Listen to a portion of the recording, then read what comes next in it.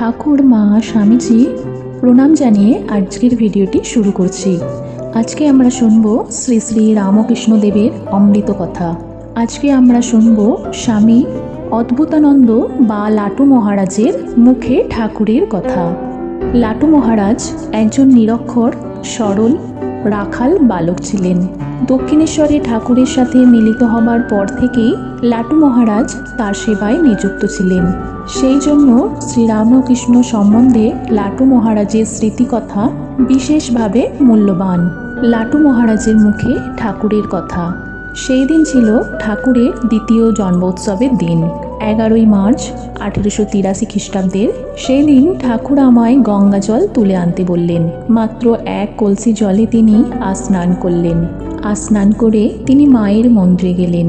আমাদের তখন রান্নার জোগাড় দিতে হয়েছিল। প্রায় 100-150 লোক খেয়েছিল। সেই দিন কোন্নগর থেকে মনমোহন বাবু কীর্তনের দল এনেছিলেন। তাদের সাথে সেই দিন ঠাকুর খুব কীর্তন করেছিলেন। আমাদেরও তিনি যোগ দিতে বলেছিলেন। সেইবার পঞ্চবটিতে গান হয়েছিল। সেই দিন ঠাকুর বলেছিলেন তিনি শুধু সন্ন্যাসী নন, তিনি সন্ন্যাসী রাজা।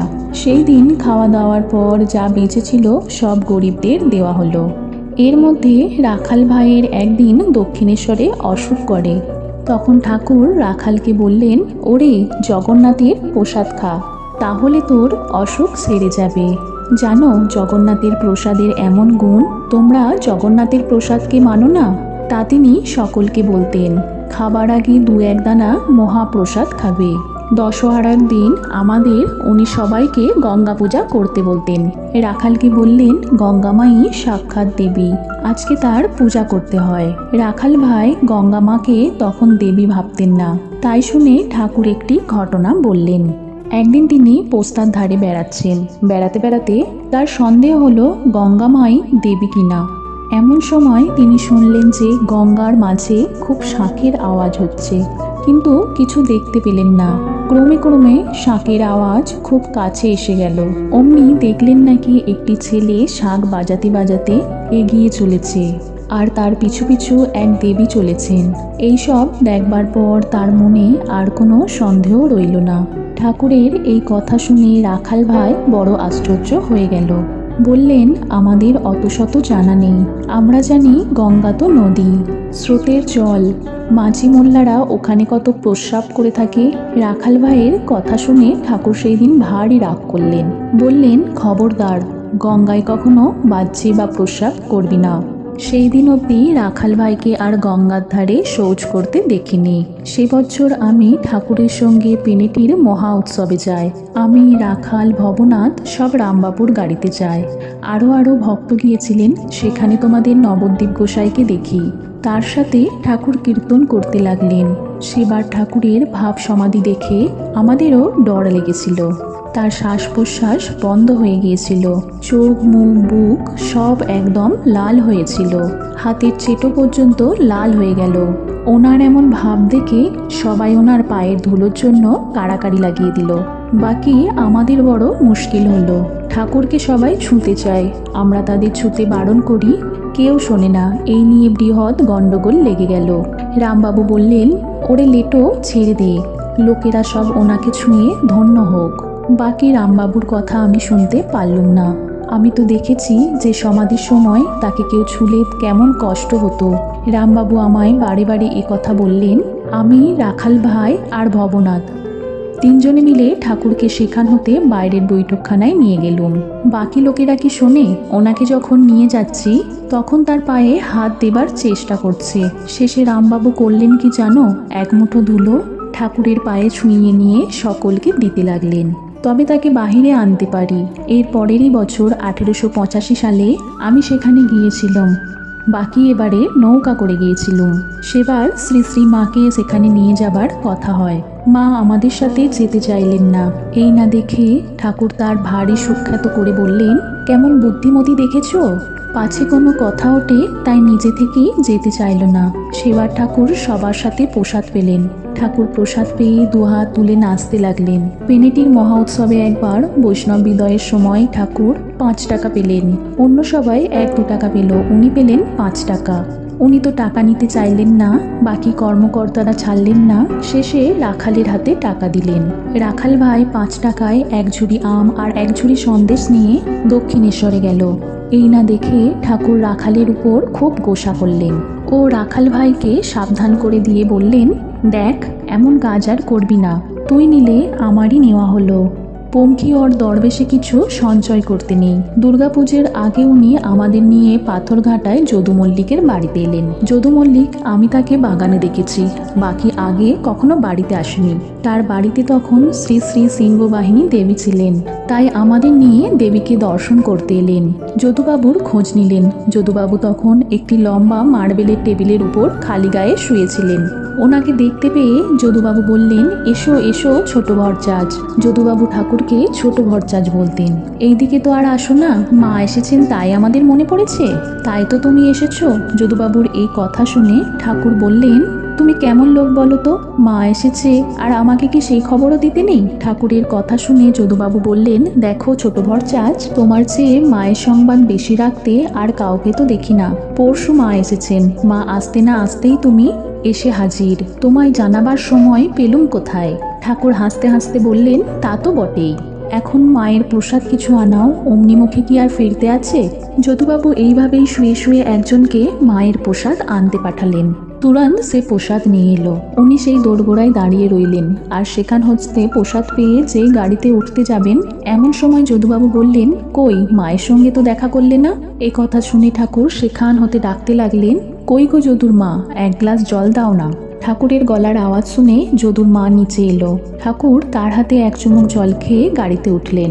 গাড়িতে আর সব ভক্তেরা ঠাকুরকে বললেন, আপনি মশাই এমন বড় লোকের বাড়িতে আর আসবেন না, এই রকম লোকের কাছে আসেন কেন? আপনাকে এরা বসতে পর্যন্ত বলল না, এরকম লোকের বাড়িতে এসে খামোকা কেন অপমান হয়? ভক্তদের কথা শুনে ঠাকুর হাসতে হাসতে বললেন, ওগো, ওরা বিষয়ী, সারাক্ষণ বিষয় নিয়ে পাগল, ওরা যে অত বিষয় চিন্তার মাঝেও দেবীর পূজা করছেন, এই তো যথেষ্ট। তোমরা তো তাও করো না। ও আমাকে বসতে বললো কি না বললো তাতে তোমাদের কেন এত মাথা ব্যথা? ওদের মনের অবস্থা তোমরা কি বুঝবে? এসেছিলে ঠাকুর দেখতে, প্রসাদ পেয়ে গেলে, এই যথেষ্ট।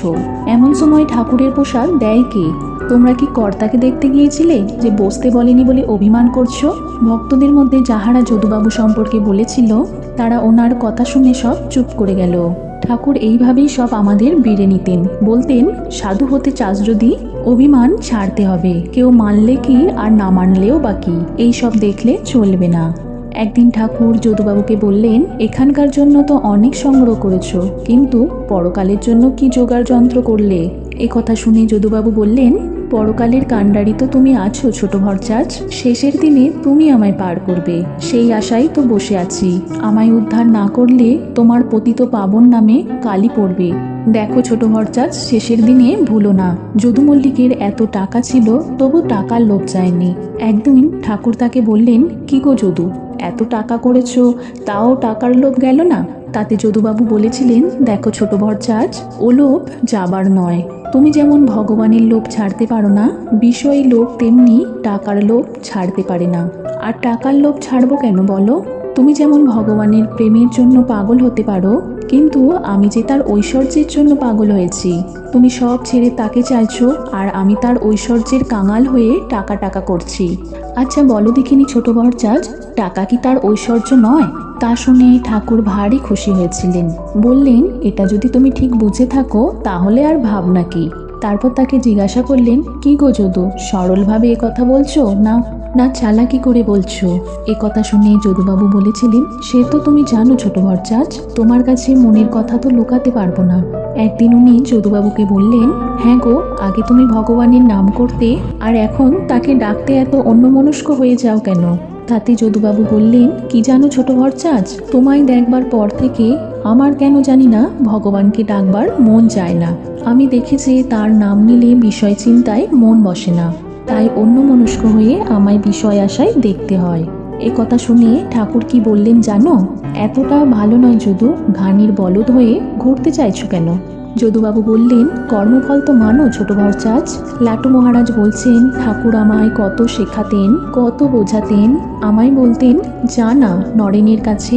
সেখানে বসে বসে আমি কত কথা শুনেছি। গিরিশবাবুর সঙ্গে নরেনের কেমন ঝগড়া বাঁধিয়ে দিতেন। বাকি লরেন ভারী তেজি ছিল, সে তো কাউকে কেয়ার করতো না।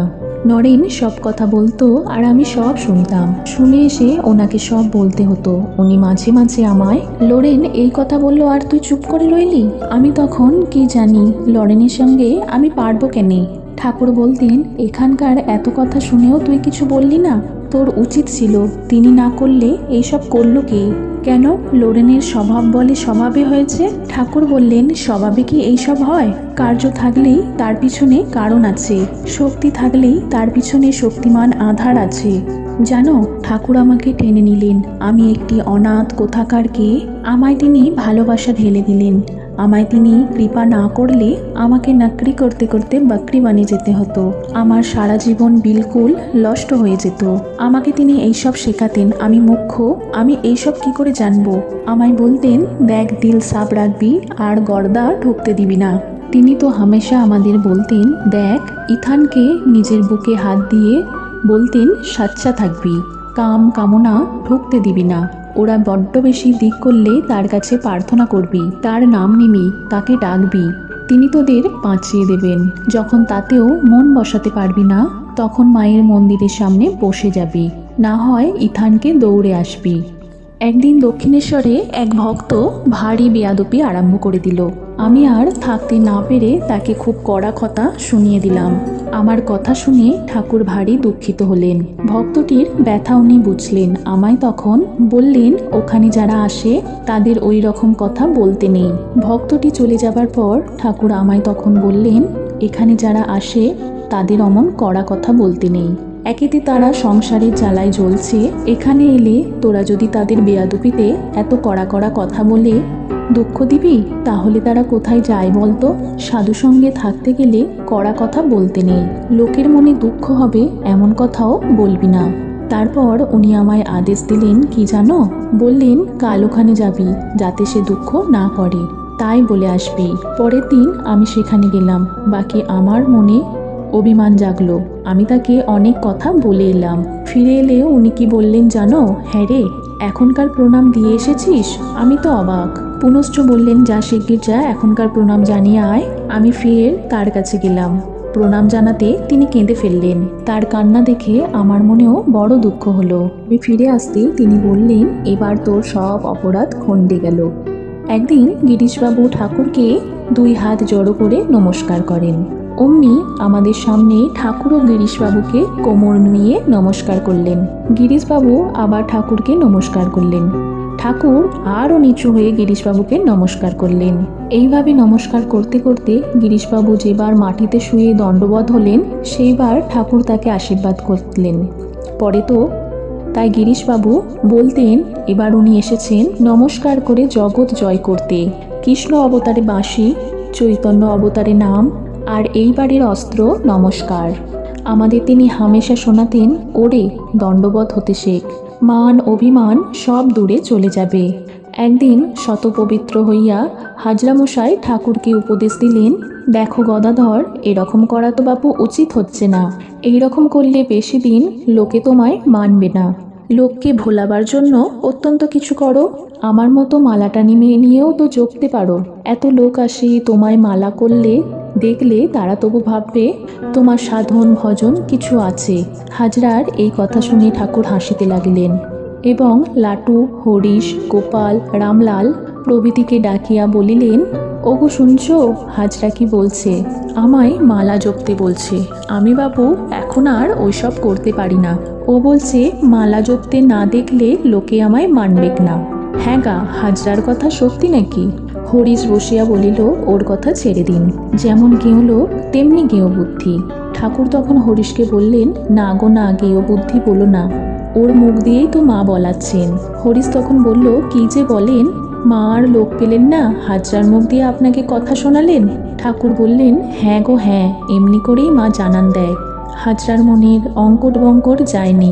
হাজরা মালা জপতে জপতে বিষয় চিন্তা করত, তাই তো তার উন্নতি হলো না। লরেনের জেদে ঠাকুর তাকে কৃপা করেন। উহার দেহ রক্ষার পর তার ধারণা হয়েছিল সে একজন বড় অবতার, ঠাকুরের চেয়েও বড়। একদিন হাজরার ভারী ইচ্ছা হলো ঠাকুরের পদসেবা করতে। ঠাকুর পা সরিয়ে নিলেন, তাই না দেখে হাজরা ভারী দুঃখিত হলো। বাইরে গিয়ে মুখ ভার করে বসে রইল। শেষে উনি হাজরাকে ডেকে পাঠালেন। সেই একদিন মাত্র হাজরা ঠাকুরের পদসেবা করেছিল। একদিন হাজরার ইচ্ছা হলো লোককে উপদেশ দেবে। সেই দিন যারা দক্ষিণেশ্বরে এসেছিল তাদের সবাইকে জানাতে লাগলো, উনি আজ এখানে নেই, উঠানে বসে আর কি হবে, এখানে এসো, দুটি কথা শোনো। বাকি কেউ তার কাছে বসলো না। হাজরার সাথে লরেন ভাইয়ের ভারী মিল খেত। হাজরা তাকে তামাক সেজে খাওয়াতো, তার সঙ্গে তর্ক জুড়ে দিত। লরেন ভাই ঠাট্টা করে বলতো, তুমি তো একজন ভারী সিদ্ধ পুরুষ দেখছি, তোমার মতো মালা জপতে খুব কম লোককে দেখি, আর তোমার মালাটিও তো বেশ বড় বড় দানা, ভারী চকচকে, তোমার মতো সিদ্ধ পুরুষ আর কে আছে। এ কথা শুনে হাজরার ভারী অহংকার হয়েছে। আমাদের সামনে বলতো, তোরা আমায় কি বুঝবি, তোদের লরেন আমায় ঠিক বুঝেছে, উনিও বুঝতে পারেনি, শুনেছ তার অহংকারের কথা। মানুষ এমনি করে সাধন থেকে পড়ে যায় জানো। হাজরা সোহম জপ করত, ভারী তর্ক লাগাতো, তাই উনি আমাদের বলেছিলেন হাজরা এখানকার মত উল্টে দিতে চায়, তোরা ওর সাথে বেশি মিশিস নে বাপু, তোদের ভক্তির ঘর শুকনো জ্ঞানে, তোদের কাজ কি। নমস্কার, আজকে এই পর্যন্ত। লাটু মহারাজের মুখে